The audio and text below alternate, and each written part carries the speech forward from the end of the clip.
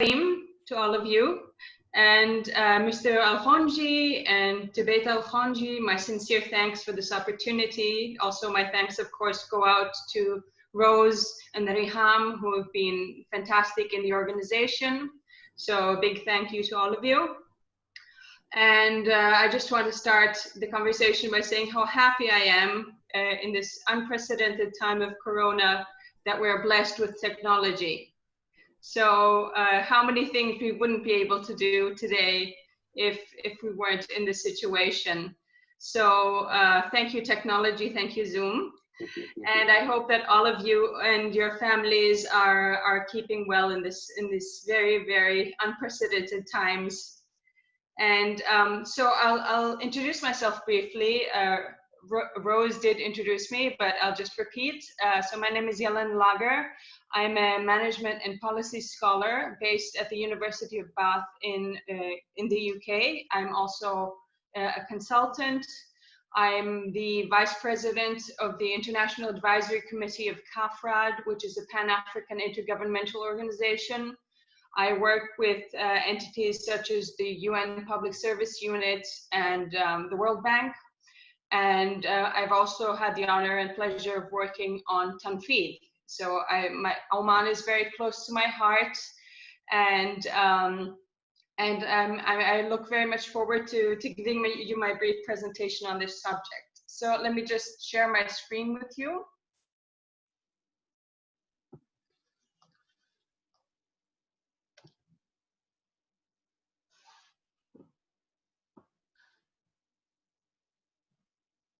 All right. Can you see my screen? Yes. Perfect. All right. So the topic I'll be talking to you about this evening is the institutional frameworks of governing disruption. It's a very fancy title. I will break it down for you as we go along.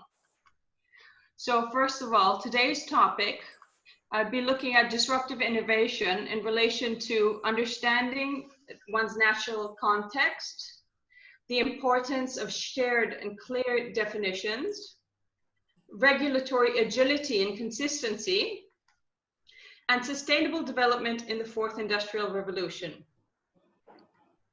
So just to start the conversation, I'd like to share a quote with you. We are living in a time that is seeing a fundamental change in the way we live, work, and relate to one another. It is a new chapter in human development, enabled by extraordinary technology advances. These advances are merging the physical, digital, and biological worlds in ways that create both huge promise and potential peril. The speed, breadth, and depth of this revolution is forcing us to rethink how countries develop, how organizations create value, and even what it means to be human. These few words are from Klaus Schwab, who is the founder of the World Economic Forum, from his book on the Fourth Industrial Revolution, published in 2016. Now, looking at the terminology we're using, we're going to look at the definition of governance.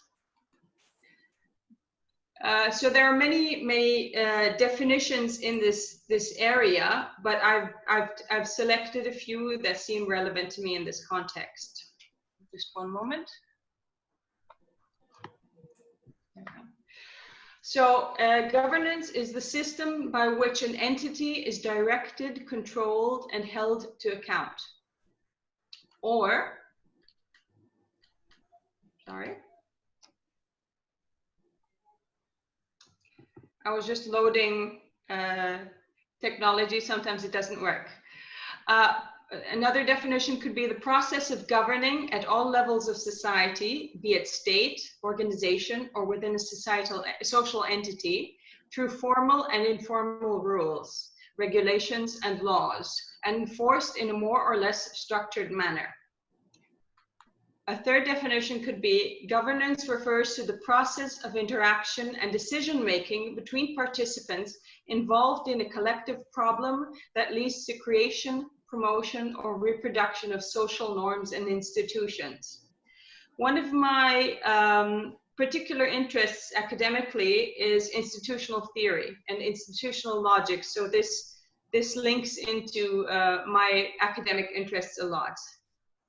I might come back to that a little bit later. So a second area that I would like to define is disruption. So according to the Cambridge Dictionary, a disruption is the action of preventing something, especially a system, process, or event, from continuing as usual or as expected. Now this links into the brief words we had from Klaus Schwab. And this, for me, highlights how much of a disruption the fourth industrial revolution actually is, whatever type of definition you choose to take. Going forward, I would like to now delve into the domain of disruptive innovation. Now, I'd like to highlight the fact that there are two tracks by which this term is used. One is the academic, and the other is more the practitioner track. So I'll start with the academic, where the term was actually initially coined. So Clayton Christensen, the professor who coined this term in 1995, unfortunately passed away in January this year, but he has left us with an incredible amount of insights on this domain.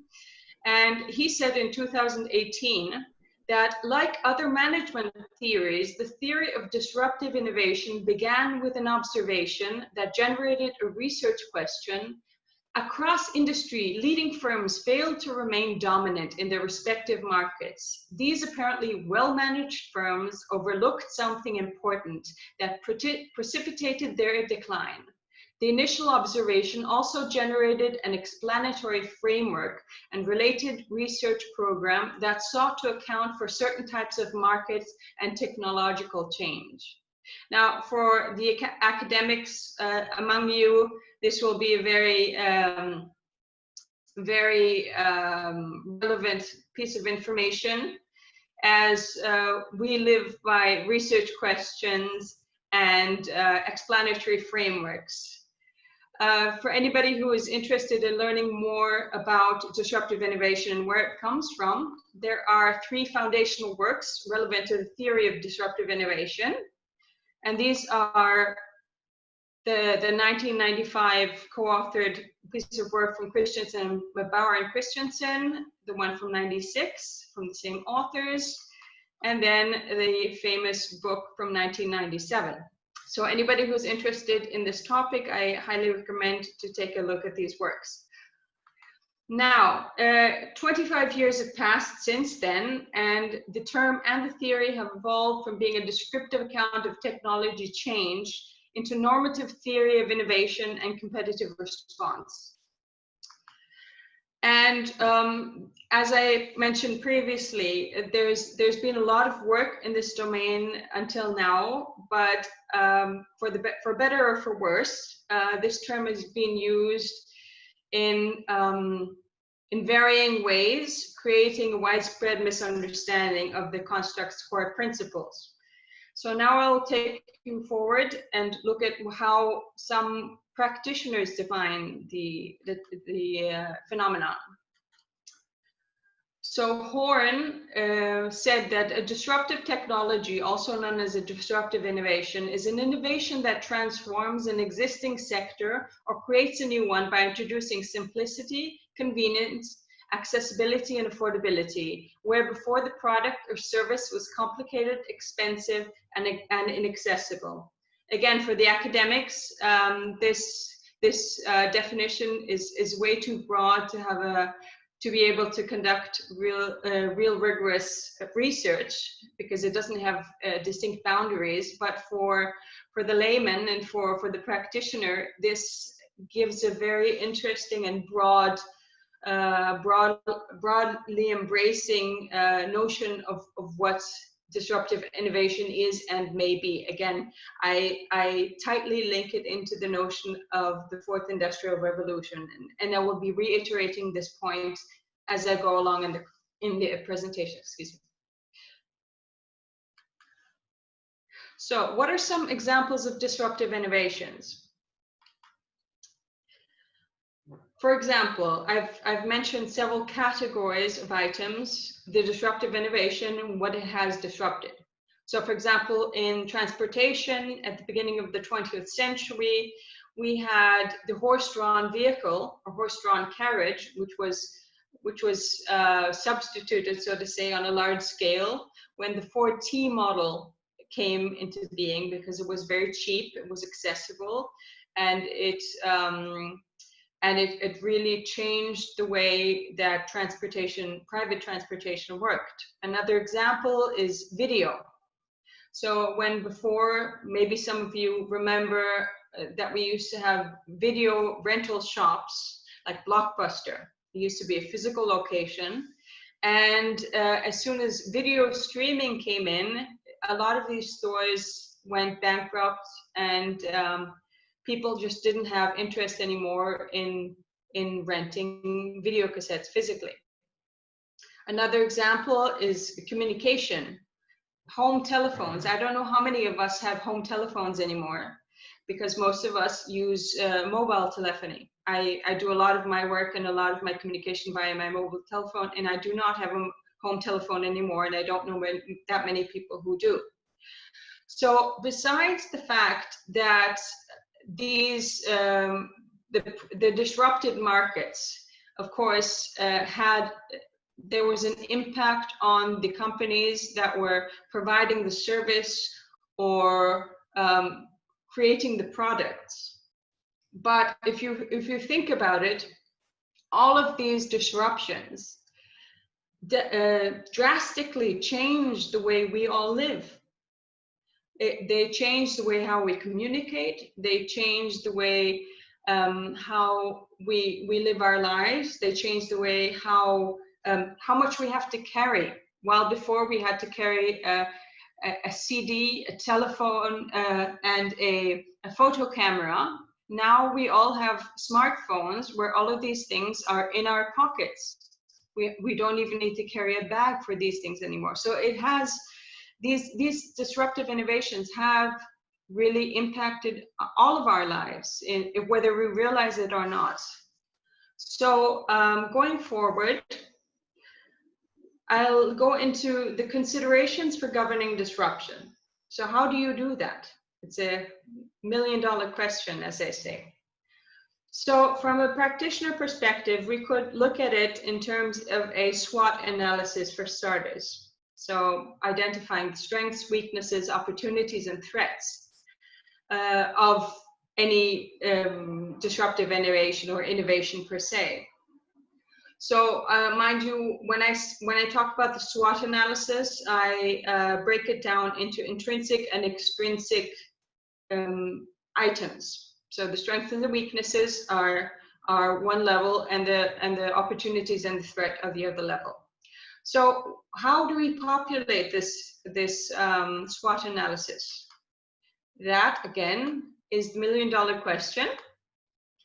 And it really depends on your context and your, so to say, research question, what you're trying to find out. Well, one thing I would very strongly stress that you should never forget when doing such an analysis is that you have to evaluate the opportunity costs of whatever you're putting on the table, because that's been one of the big problems, that people have come up with wonderful ideas, but they didn't think them through thoroughly, and they've had quite drastic results, unfortunately.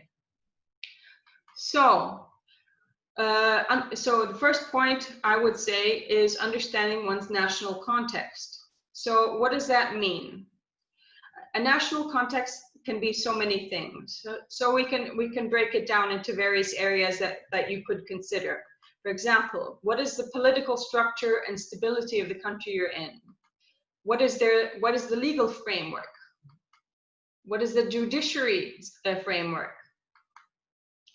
How stable is the national economy, and what type of economy does it have? Are there trade restrictions and/or agreements? regulatory or practiced? How is your infrastructure and your supply chain? How are your national resources? What is your culture? How is your human capital? And who are your stakeholders? And last but not least, looking at the history and the story of your country, what are any lessons that you can learn from your past? So the importance of clear and shared definitions. Language is extremely important for multiple reasons. I'll come back to this. Culture is very important, and this can come back into language as well. Definitions of value and value propositions. Globalization and migration. Again, here we come back to language, culture, and value propositions. What does value mean to you? What are your values? What is your culture? How do you understand certain words? Problem definitions, discourse. For example, depending on how you frame an issue would very much change how this issue is regarded in public or looked at in a legal framework. For example, one of the examples that is used in this frame is when you talk about, excuse me if anybody is sensitive to this topic, but if we talk about rape, oftentimes when the media talks about rape, they talk about it from highlighting the victim's perspective and telling a lot of stories about the victim, and the victim was wearing certain types of clothing and was out in a certain location at a certain time. And they pay very, very little attention, or the media gives a very little weight to the perpetrator, so to the rapist. So the discourse is shifting the problem to the woman and to the victim, rather than pointing the finger socially, legally at the rapist. Going forward, we have formal and psychological contracts that might mean different things to different people. So having a clear and shared definition about what that actually entails is also very important. Data collection and analysis. Anybody who is involved with data will appreciate the fact that at the base of any data is a very specific rationale by way of which this data was collected. If I am trying to figure out, for example, how many unemployed people there in a certain area, I will have to define the age range that I'm looking at. I'm going to have a clear definition of what it means to be unemployed. Does it mean that you're actively looking for a job? Does it mean that that you just don't have a job and you're not registered in some database? What does it mean? And based on that, I will get very different numbers. So having clear definitions for data and data collection and data analysis is really important in this context. Data protection, when we're talking about innovation and research and development and any things linked to that, data protection and intellectual property are very, very important, because people will be either inspired to or deterred from creating innovation or adhering to innovations based on the legal framework and in the enforcement that is present in a certain location. Regulatory agility and consistency. Now, forgive me for a second. So one point we have to highlight at the beginning of this conversation is that we have a high rate of change. And we are in a phase of great acceleration, technologically speaking, based on the fact that we have we're living in a globalized world. Things are changing very quickly. So having regulatory agility is very, very important. And let me elaborate. Because this will determine the degree of readiness and reaction that a country can have. It's simple enough. You can think about what's happening with Corona. There are countries that have prepared. They foresaw that at some stage, perhaps, there might be a pandemic, and they've done a lot of wonderful things to prepare adequately, and we see some great success stories around the world, Oman included, I might add, that are really, really doing wonderfully well, because the regulation in this country and the way it has been, it has reacted to this pandemic, to this crisis, or to this disruption, we may say, has really shown very good results. So we, if any of you are familiar with future studies, in economy, for economists, there is a branch of studies that is called future studies. And what they do is based on data, based on past trajectories, based on certain parameters, they try to establish what possible futures might look like. For example, they look at trends in the market, they look at a variety of different things. And so we have the opportunity through data, through information, through data sharing, and through cognitive collaboration to really prepare for the future in a very, very efficient way.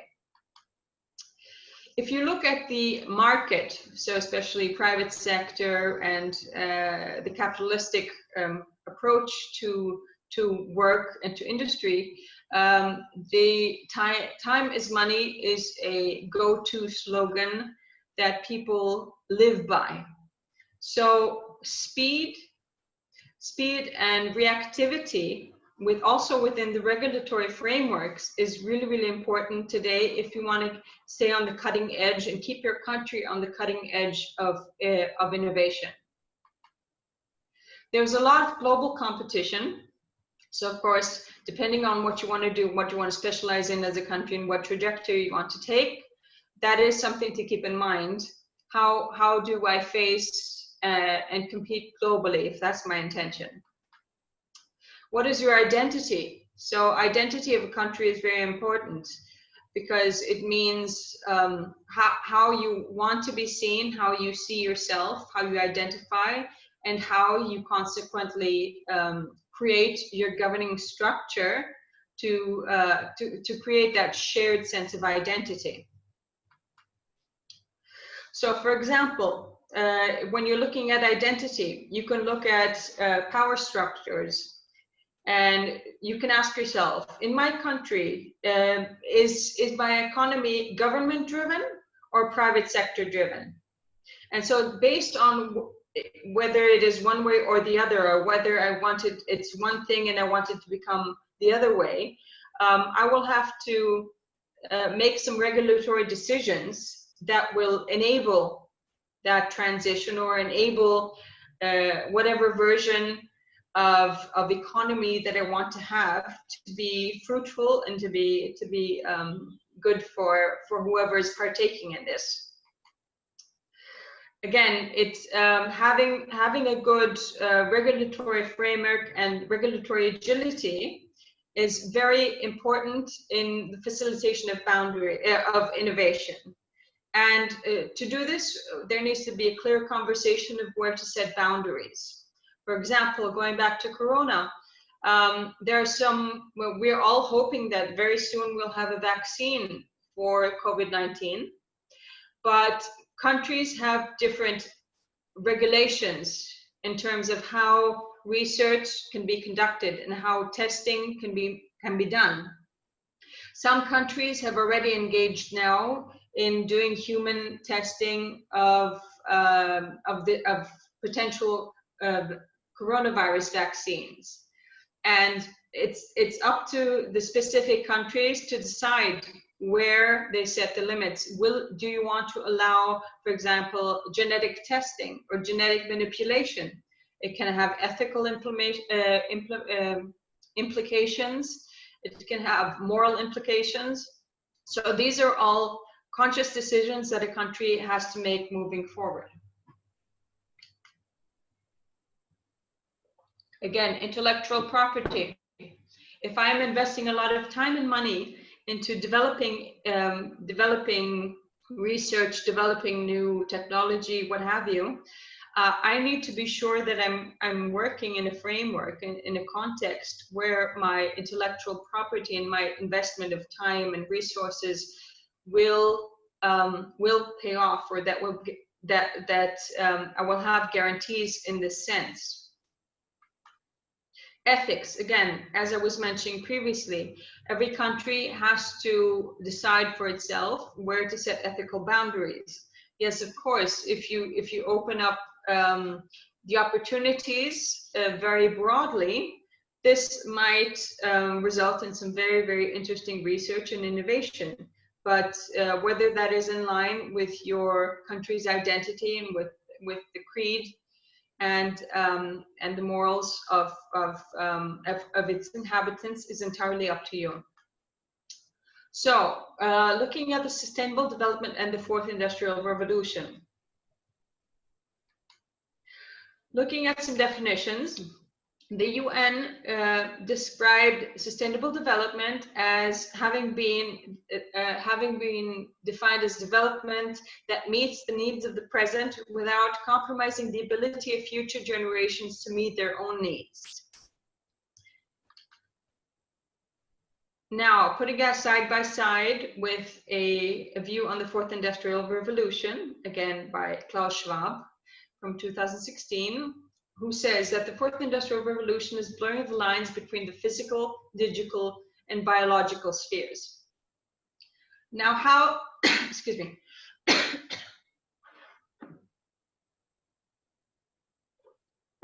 Now, how do you put these two together? It is a question that everybody has to ask themselves. Every country has to ask itself.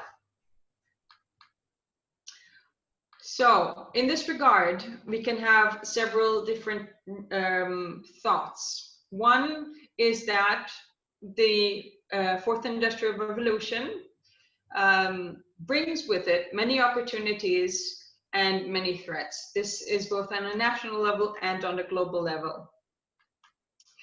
That a technological paradigm shift is almost inevitable. Another question to ask yourself is whether we are willing or whether we are ready to have a paradigm shift of our priorities, of our values, and our culture. These are very, very important questions, perhaps more philosophical, but I think they really do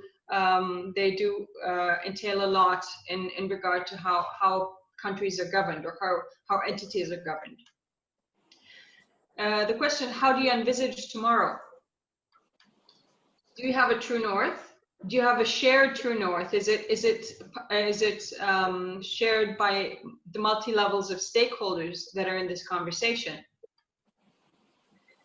One thing that you can do to pair sustainable development in the fourth industrial revolution is to look at the 17 SDGs, or Sustainable Development Goals, from the United Nations Agenda 2030. Just in case somebody is not familiar with these are the 17 goals. So we go from very things like to eradicate poverty, to enable quality education for all, gender equality, all the way up to goal 17, which is partnerships for all the goals, which is basically the accumulation of all the other 16 goals. And this is an area in which the public service unit of the United Nations is particularly active, because obviously when we're talking about public service, we have to look at all of these areas and integrate all of these areas in a meaningful and fair way. So one opportunity, in my opinion, that we have for moving ahead, both in a sustainable way and taking into consideration that we will be and we are being disrupted, whether we like it or not, is to take a look at the concept of ambidexterity. So many of you might know this term from being able to write with the right and your left hand. In management, we have adopted this term, but we have changed it a little bit. And basically, what it means to management scholars is the relation between the exploration of new possibilities and the exploitation of old certainties. Or in other words, one of the most accepted definitions of ambidexterity is the balance between exploration and exploitation, or organizations capable of exploiting their existing competencies while simultaneously exploring new opportunities. So basically, it's not that far away from sustainability in a certain manner, because what they're trying to do is you're trying to sustain and support whatever the current situation is, but at the same time you're allocating resources and time and energy in there's various methods of implementing this, but you're allocating time and energy and resources to actually finding ways of going towards the future in meaningful ways and innovating your organization. Now, how can we disrupt the status quo in a positive way? So one thing I would recommend is avoiding silo mentality and silo bureaucracy. This is because one of the things we're seeing is that going ahead, collaboration and collaborative processes are becoming more and more important. And silos generally cause a delay of time, and they cause misunderstandings, and they prevent things from going ahead in a lean and speedy way. Another point is to align with the expectations of citizens and to generate trust. As a government, as somebody who governs, of course you have somebody to govern, you have people to govern, and you need to understand what these people who you are governing expect, what they understand, and if you want them to collaborate with you and to adhere to whatever you're prescribing or whatever you're suggesting, you need to generate trust in them. Another thing that can be very useful is encouraging symbiotic relations between stakeholders and sectors. We've had this conversation before, also in the context of Beit al-Khonji, that it's very, very important that that people work with each other, that people talk to each other and share experiences. Tanfid, this was one of the things that we're trying to do within our think tanks. We had people from all different backgrounds and all different expertise, all different types of expertise, having conversations and having meaningful conversations. And it was very, very interesting because I think we started listening to each other and realizing that there were a lot of different ways of looking at the same phenomenon. So again, encouraging symbiotic relations between stakeholders and sectors is very, very important. Promoting transparency on all levels. So especially if you're going forward, you're talking about e-government, you're talking about wanting to attract investors, for example, in Oman, foreign direct investment, etc. You need to have very, very clear processes and transparent ways transparent ways of letting people understand how things work and why they work the way they work potentially. Stimulate sustainable behavior. So sustainable behavior you can look at both in a in the sense of the 17 Sustainable Development Goals. So on all of these levels, but stimulating the behavior means that you're actively buying into that mentality and that that frame of mind, that worldview, and you're co-creating a better future for everybody. And again, as I mentioned earlier, creating a viable and shared vision and communicating this clearly to the people that are involved. Of course, in Oman, we have the Vision 2040 now, so you're on an excellent track to in this domain. Now, a lot of you will know Maslow's hierarchy of needs. So Maslow, you will, if you remember the way it's usually represented,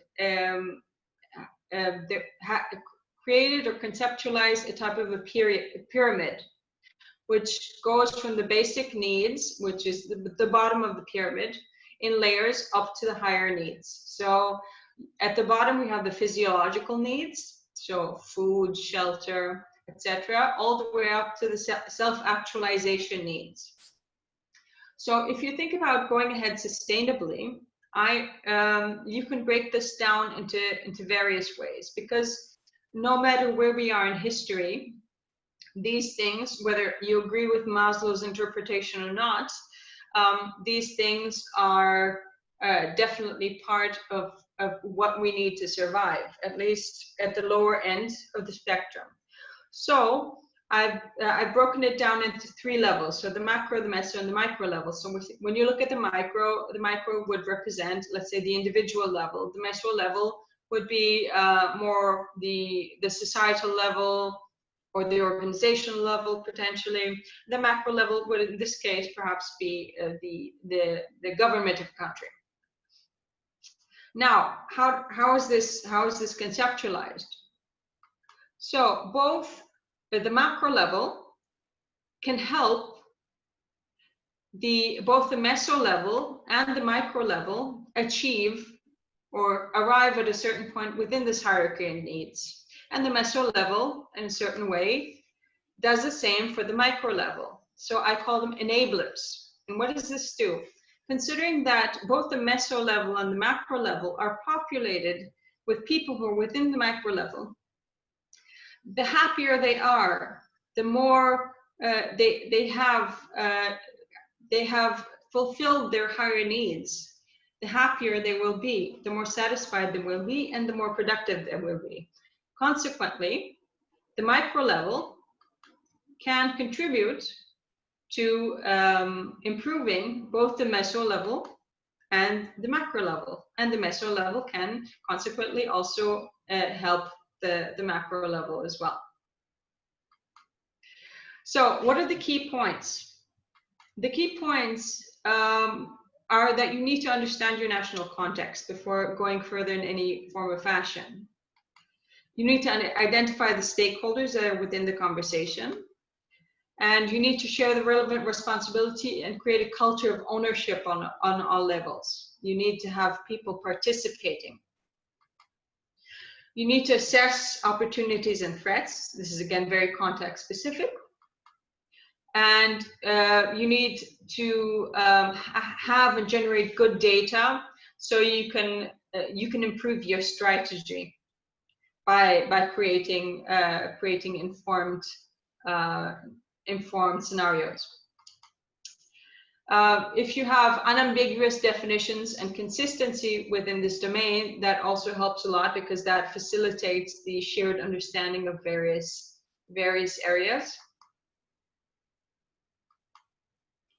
And you need to make sure that you have clear information and discourse. This is both at a government level, organizational level, media. I can't stress how important it is on media to have a consistent discourse, because we can see what's happening now again with Corona, how much misinformation has been broadcast in regard to this pandemic by media that is not really doing its work in a very thorough or ethically sound way. Regulatory parameters. Again, you need to perhaps comb through your regulation, your laws, etc., and see if the laws you have in place are still relevant today, whether there are other laws that contradict this law, whether they're up to date, etc. So doing an exercise of updating regulatory parameters, I think, is very, very important if you want to stay agile. And then the implementation, because of course we have two different conversations, because we have laws and regulations, and we have the way they are enforced. And if they're not enforced in a consistent way, if depending on who you know or who you are or how much you pay, your fine for speeding is more or less, then that's not going to be very conducive to generating trust in a system. Again, regulatory agility, which is informed by all of the aforementioned issues, and easy evolution of regulations to accompany developing innovation. Of course, as I mentioned previously, we don't know where we're going exactly. We know that times are changing, technology is evolving, the world is changing, and we'll have to be flexible enough to change with it and to either make sure that worst case scenarios don't happen, but at the same time we don't want to hinder innovation either. So where possible, we should try to introduce efficient and lean practices to optimize the use of all resources, and maintain the concept of sustainable development in the fourth industrial revolution. So, sorry, as I was mentioning previously, I do advocate for empirical and data-driven ways to identify what the futures might be, and this will then facilitate any type of planning. So in conclusion, the fourth industrial revolution is becoming visible globally. I think it's undeniable for every one of us. Innovation is inevitable and perhaps auspicable. We are seeing good things and bad, but if managed in a good way, we can definitely benefit from innovative processes.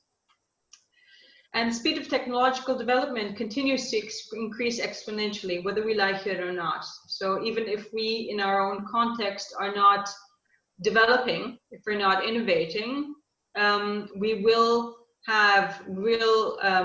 see adoption coming in from across the border. So we might as well be prepared for that event.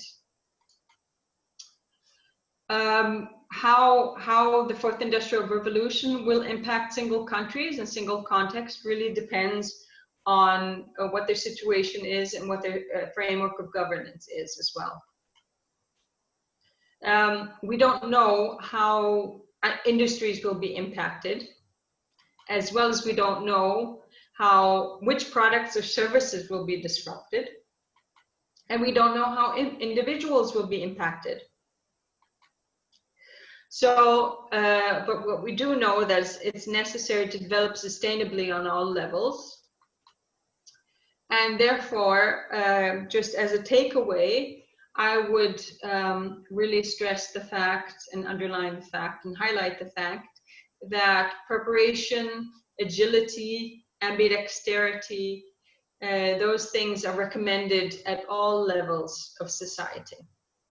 So I thank you very much for your time and your attention. And I'm happy to take some questions if you have any. Thank you very much, Ms. Lager, for a very detailed and informative discussion. So we can now go ahead for the questions. So we will give turn to Mr. Simon.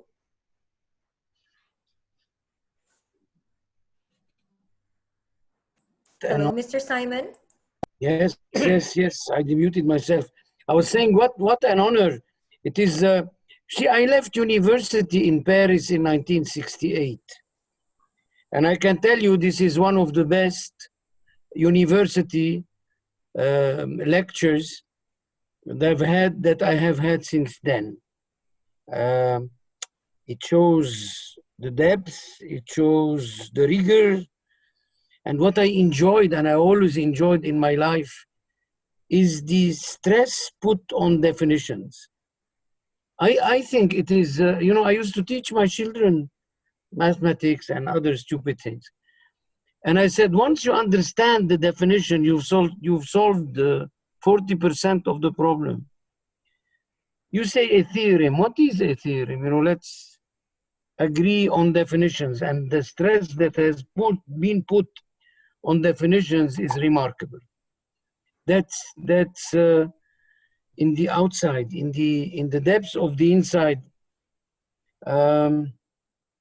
It is a bit frightening for me, you know, as somebody who loves their country, loves Oman. And where are we now in understanding our national context?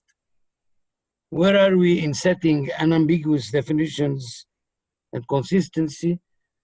Where are we in regulatory agility? And have we adopted the sustainable development in the fourth? When we know that the fourth industrial revolution is coming with all the 1, 2, 3, 4, 5, 6, 7 things that it is bringing with it. I don't have any question. I just have these general remarks. And thank you, because usually I do the debriefing, but you've done it in your presentation. So I can sit down, and relax. Thank you, Jelena. Thank you. Thank you. Thank you, Mr. Simon, for all this information. Now we will give turn to Mr. Michael Hansen. Good evening, Mr. Mike.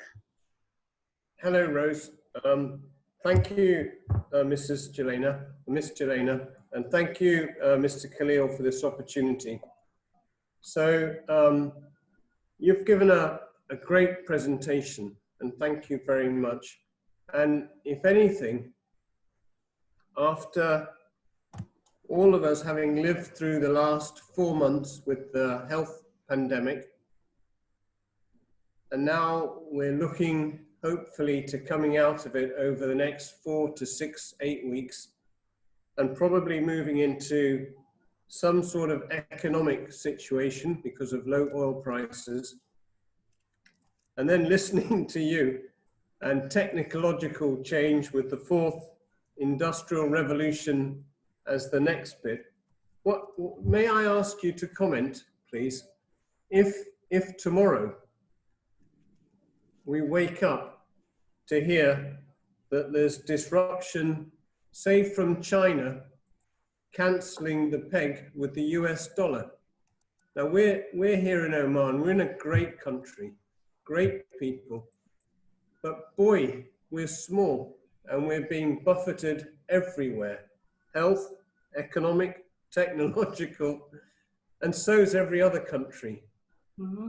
So if tomorrow it's the currency, and given the title of your presentation, institutional framework, well, that embraces currency, governing disruption, focusing, my goodness, it goes on. What about if it's currency, Ms. Jelena? What would your comments be, please? If I had the answer to that, yes, I would love to have the answer to that. I don't. It's very hard to determine. It really is. We buy gold. Sorry? He's saying, will you buy gold, probably? Well, yes, actually, I was reading an article the other day that we buy gold. Yes. That from China, the pegging the currency, that conversation actually started by a gentleman who is a big owner of gold. Let's put it that way. So I think, I mean, it's pegging your currency to gold is not a new new conversation at all. So, but I mean, we are. Well, I'm saying here, sorry to interrupt. If we wake up, the dreadful scenario, at least for me, thinking about it, because I don't know how to respond, is if we wake up tomorrow and China says, I'm depegging the yuan in trading with you, the dollar, because I'm big enough and independent enough. What does that do for us here? Because given this title, my goodness. It's a conversation, and I don't think China could do this independently, because especially in a global context, there is a conversation and there is a global responsibility, because we are all, for better or for worse, tied to one another. So I think, especially because China has so many vested interests around the globe, and its businessmen have thoroughly invested all over the place. I think I don't think it would do that, first of all. But of course, it would be the plot of a wonderful horror movie or book. So by all means, do write it. But in any case, this does highlight the fact that whether you're big or you're small, especially if you're small, you really do have to plan, and you really do have to kind of understand what your strengths and your weaknesses are. And going back to the SWOT analysis, forgive me. But for example, resource dependence on something like oil is not sustainable. It's not, I'm not saying anything rude, but it's a fact. It's just a matter when it will end. So Oman, as you said, is a wonderful, wonderful country. People love it. I know so many expats that have thoroughly fallen in love with this country. And I don't say this because I'm talking to a predominantly Omani audience right now. I say it honestly. And you have a lot of strengths here. You have a lot of resources here. You have a lot of things going for you, as you say, colloquially speaking. And it's just a matter of making those decisions. Again, within Tanfeed, which was a wonderful project, we did identify a lot of interesting trajectories to pursue, potentially. Of course, it takes time. So, of course, we're talking about quick wins as well, which are important. But I would advocate for the fact that you don't wait until you have an imminent problem before finding solutions and actually driving positive change. You don't wait until your refrigerator is completely empty, with the risk that the stores are all empty as well, or stores are all closed. You know, you prepare, you keep a few things in your pantry. So just you can cope with whatever change is coming your way. Thank you very much indeed. Thank you, Mr. Michael. So we will give turn now to Mr. Ahmed Al-Imara. Hi, Mr. Al-Imara. Thank you very much. Do you hear me? Yes. Yeah. Thank you very much. Thank you very much, Jelena, for this very interesting, actually, and excellent presentation. But you know, the disruptive innovation is one of my actually areas that I focus on. So just a question about that. You know, we have different kinds of innovations, such as you explained, sustainable innovation, and we have radical innovation, incremental innovation. The very close one to disruptive innovation, I think it is radical innovation. At the same time, you talk about SWOT analysis.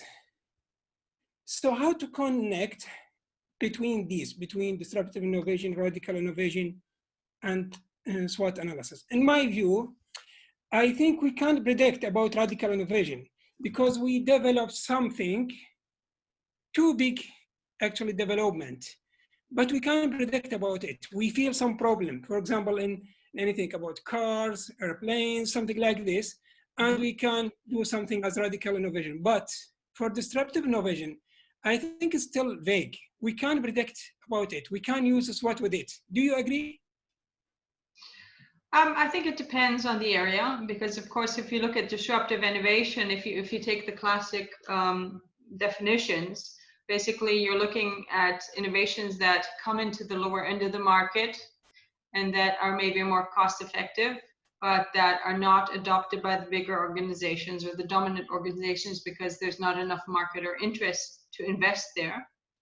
And then slowly they gain traction, and they gain interests, and that's one of the issues that Clayton Christensen was talking about, is that the organizations that had the dominant technology, they overlooked these incoming alternative technologies, perhaps because they just didn't pay attention, or perhaps because it was not financially interesting for them to engage in that market at that time.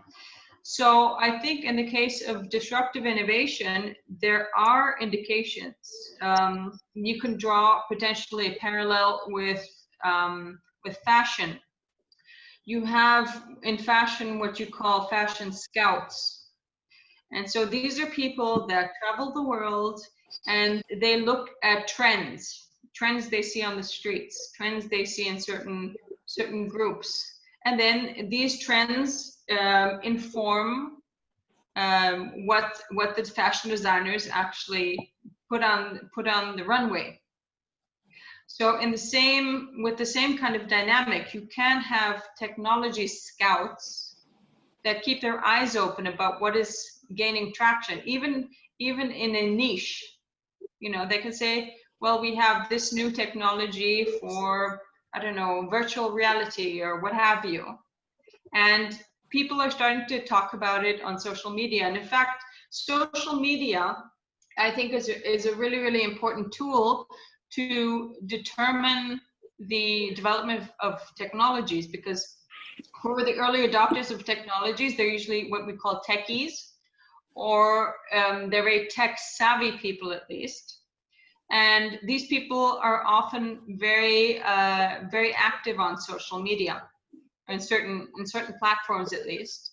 And so if one actually monitors that through social media, I think there can be good indications of what is happening in the market in this sense. Thank you very much. Thank you indeed.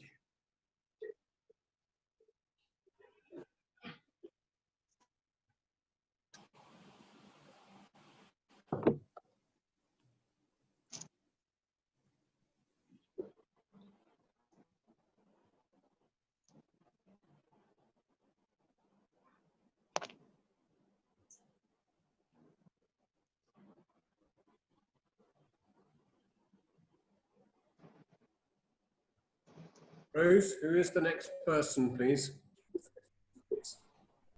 I think Talal Al-Ulaqi. Thank you, Jelena. Thank you very much for the excellent presentations. And thank you, Your Excellency Sheikh Khalil, for hosting that event. Jelena, you mentioned in one of the slides about the Sustainable Development Goals, the SDGs, the 17 one. And Oman submitted last year the optional reports to the United Nations, and we've seen Tanfeed is adopting SDGs part of their KPI, and Oman 2040 also reflecting their 12 strategic directions as per the SDGs. How do you see the SDG developments here in Oman? What's your view on it? And that's my question. Thank you.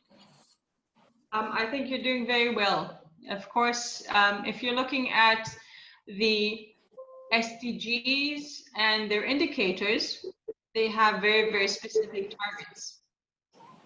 So it is a very narrow view, but again, if you're doing a rigorous piece of work, then you have to have close definitions and rigorous procedures.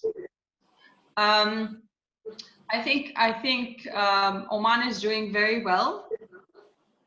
and I mean, your country has done very, very well for the past 50 years. So if you map all of the innovation and all of the development and all of the sustainable development that's happened in this country over the past 50 years, I think you could map that very, very well against the goals, and you would have an incredibly high result. So I would say that you're definitely on the right path, and congratulations to all of you. And onward and upward, as they say.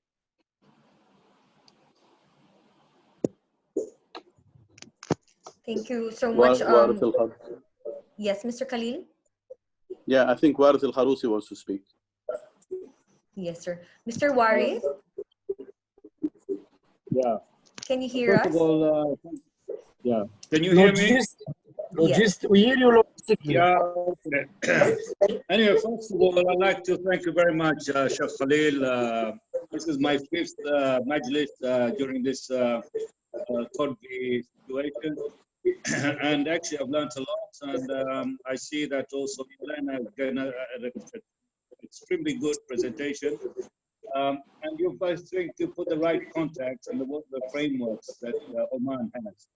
I feel the majority of what you've said is actually already available. I think now we need a stimulus to make it happen, to get a bit of the velocity. As you have said, there was Tamfi, there was the Vision 2040, etc. And you've also mentioned that it's important that we don't have silos. We have to have a shared vision and we have to go through together. I think now is a time, because of this disruption now of the COVID-19, is to enable that alignment with all the stakeholders and everybody else, so that we actually can put the machinery into movement. Because I think a lot of the clogs in the machine are there, but I think we need to move the clogs together to enable us to get out of this disruption. And I feel Oman will be very, very strong post-COVID-19, because we've been able to adapt very, very fast. As you said, thank you for the technologies. We are now talking about it. And I think there's been a lot of discussions. First of all, how do we handle the situation, to sustainment, continuity, and then now we have to build the velocity to get out of this. I think as a small country, as Oman, if we can break the silos and get everybody into this shared progression of getting out of this into a better world, I think things can happen. So I just want to put it around the table that it is important to get all stakeholders around, as you said, government, private sector, SMEs, and you name it, to really discuss these open discussions and how we can actually together, working together, streamline a good framework that will take us to the disruption world. Mm-hmm. I agree very much with what you said. One thing that I would like to add to that is that, for better or worse, change takes courage. And changing your way of life, changing your way of working is not easy for everybody. You're used to the way things are going today, but as soon as you change things, that you don't know what the outcome of that will be. It could be that auspicably change will lead to that acceleration that you were mentioning, but people are still scared, and fear is not always a rational thing.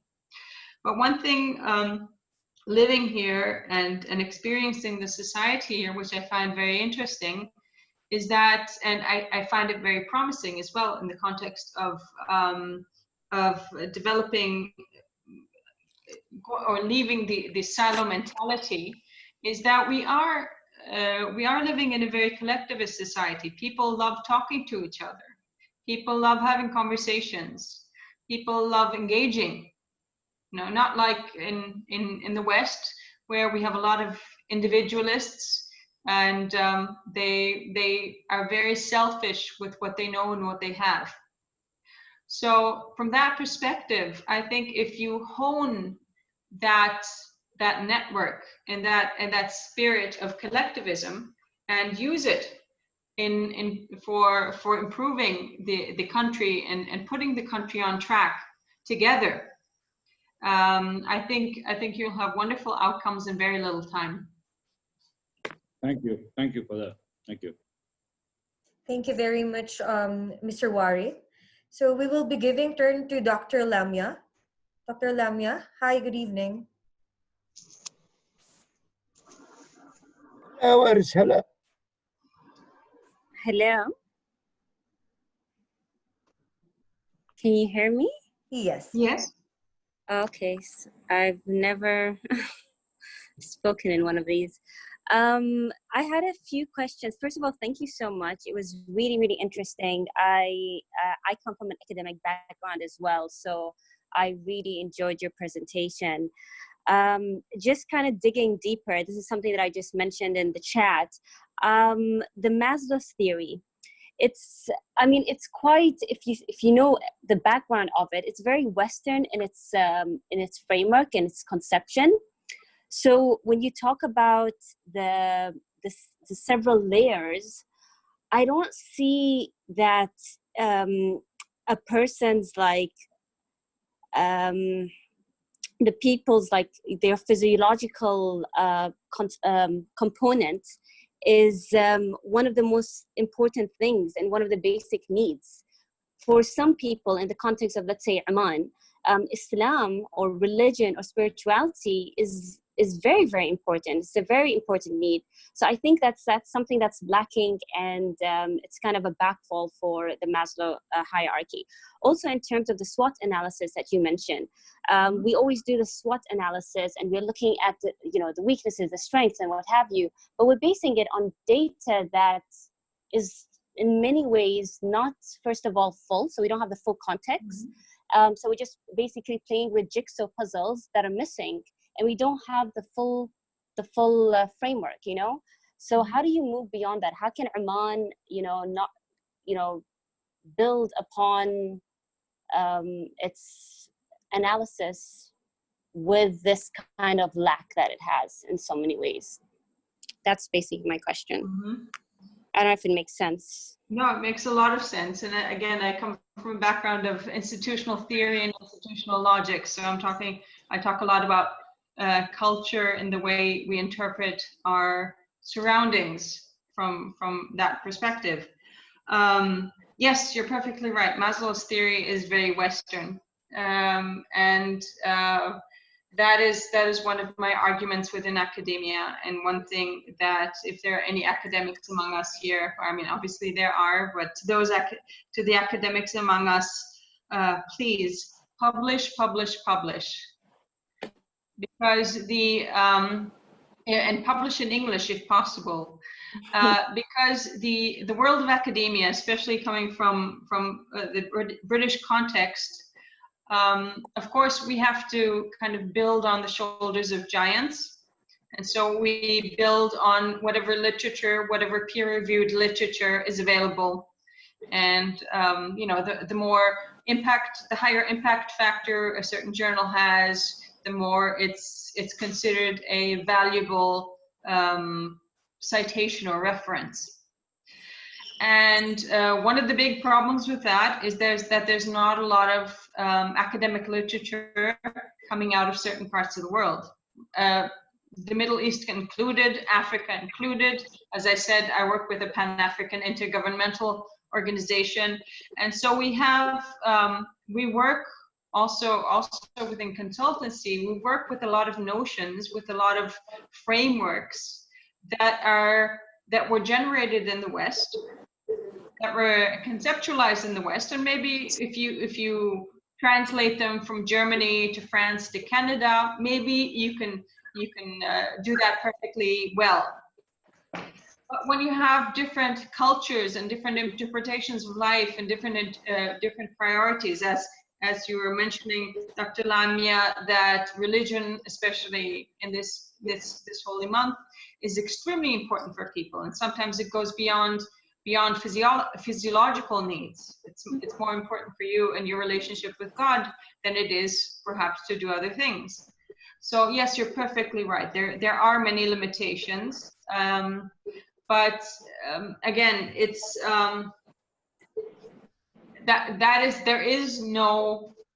there is no cultureless framework at present that I know of. If you come across one, please do share it with me. I think all of the cultures, all of the societies have different ways of interpreting things, have different sets of priorities, and that's also a very, very valid point to keep in mind. In regard to your SWOT analysis, like many other things, it's a tool. And a tool is only as good as the person yielding it. So, for example, if I eat soup with a fork, that's not going to help me very much. And as such, it's only as good as I am able to control it or to make it fit for purpose. So yes, SWOT is very much, it's an exercise. It's not a final solution, but I find that SWOT in general, especially if you do it with a group of diversely minded people, can generate some interesting conversations and can reveal interesting trajectories to pursue. And then, of course, you have to do other exercises to analyze these other ways of going. It's definitely not the final word on anything. So that is just to kind of open conversations. So I don't know if I've answered your question enough, but I hope I did. You've answered it perfectly. Thank you so much. I really appreciate it. Thank you, Dr. Lamia, for your comments, additions, and question. And Ms. Lager. We'll give now turn to Mr. Abdullah Al-Bahrani.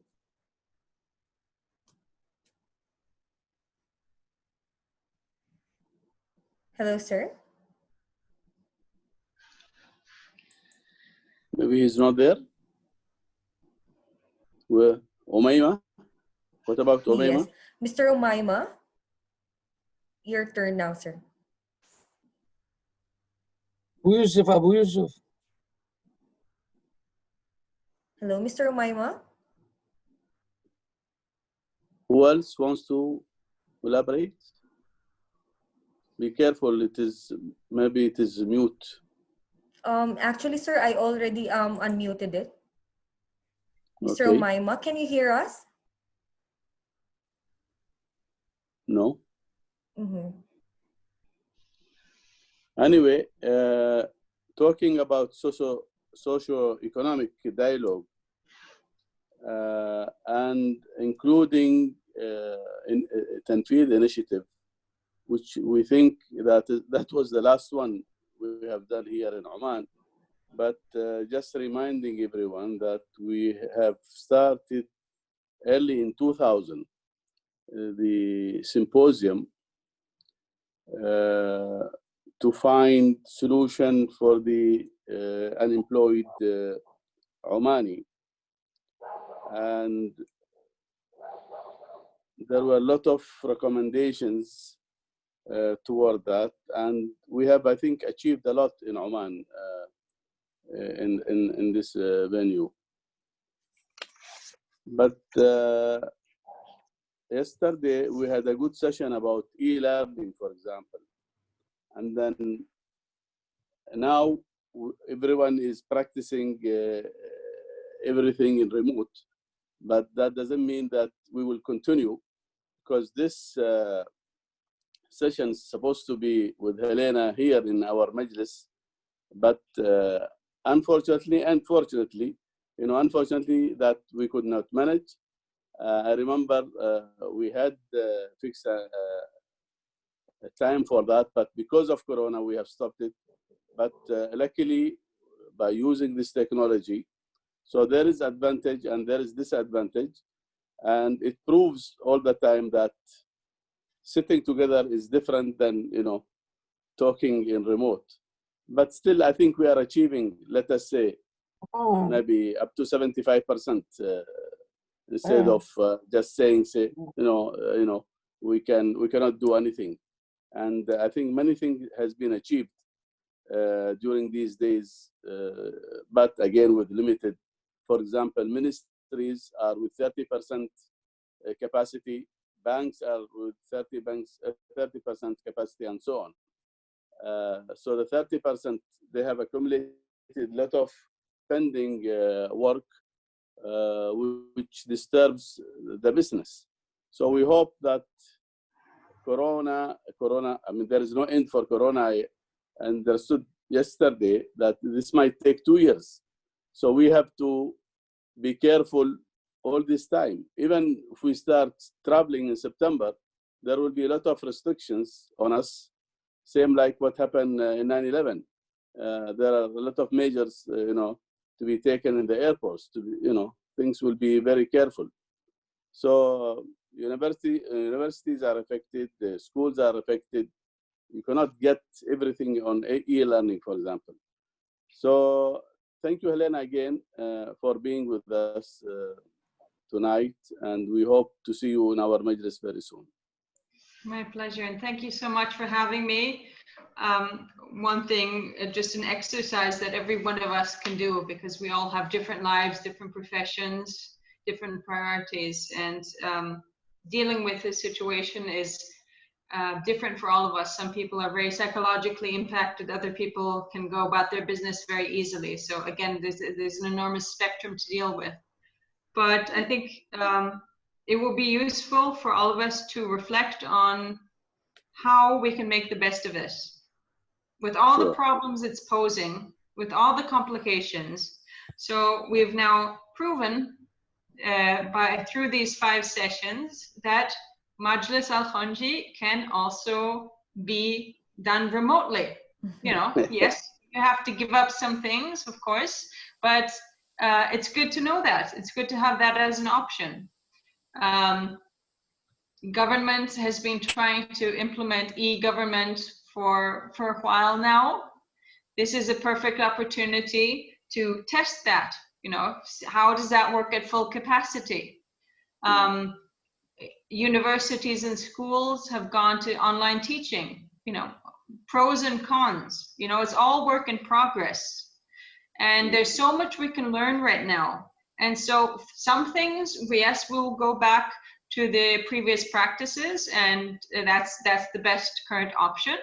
But I think there is definitely scope for remembering what we're doing now and adopting perhaps processes that can improve our productivity or what have you going forward. So again, I invite all of the people listening now, just reflect on that. What are the good things that are coming out of this situation for you, for your family, for the people you work with? Again, thank you so much to Majlis Al-Khonji, Mr. Khalil Al-Khonji, to Rose, to all the people present, and please be blessed. I wish you and your families all health and happiness, and happy Ramadan again. Thank you very much, and thank you to everyone. Bye-bye. Yes, yes, Mr. Khalil. We'll see you on Saturday, hopefully, with Dr. Ali Al-Lawatia, and he will be speaking both English and Arabic. He will teach us how to live safely with this virus, and during Ramadan, how to take medicine, what kind of food, and so on. So it will be a different session, I hope, and good night. Thank you. Good night. Thank you, everyone. Thanks, Mr. Khalil. Thank you, Mr. Khalil, Mr. Mike, Ms. Jelena, and for all the participants. Thank you. Thank you. Shukran. Yalla, bye-bye. Bye. Good night.